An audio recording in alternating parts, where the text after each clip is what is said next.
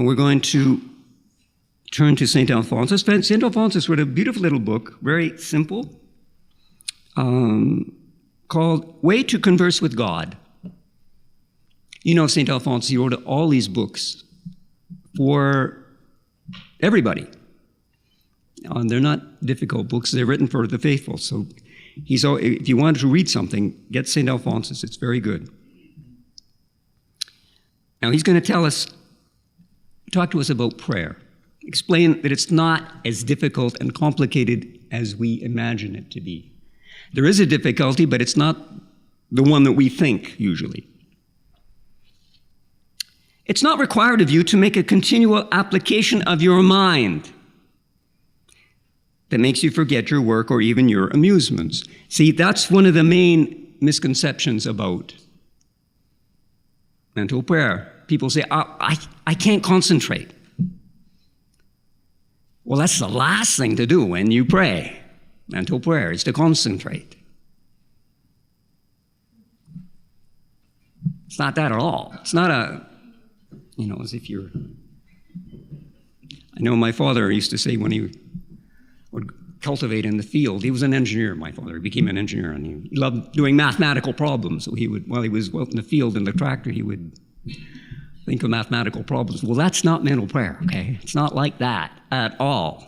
In fact, concentrating like that blocks out mental prayer. It's not this intellectual exercise. There's a Dominican, Father Molinier, when he talks about mental prayer, he says, explaining that it's not this intellectual exercise, he says, it's more like stretching out on a bed. Okay, now don't take that literally, because that will just put you to sleep probably, but it gives you an idea of what it's like. It's not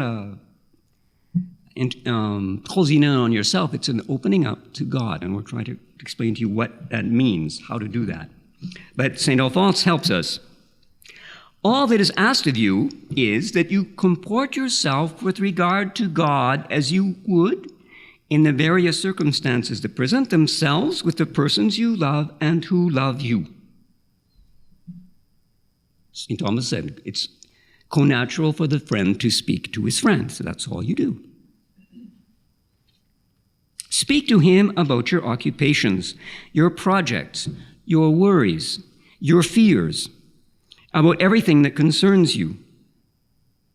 We'll see that. We're going to quote Sister Lucy. She says exactly the same thing. What is essential, I repeat, is that you do so familiarly, with an open heart. For God hardly ever speaks to a soul who does not speak to him. God hardly ever speaks to a soul who does not speak to him. It's normal. If somebody doesn't talk to you, well, you're not going to talk to them. It's natural for a friend to speak to his friend. You don't speak to him, well, what do you expect? For God hardly ever speaks to a soul who does not speak to him, and who consequently could hardly hear his voice, since she isn't accustomed to converse with him. This is what he complains of in the Canticle of Canticles. Our sister is still a child in my love. How will we speak to her if she doesn't understand?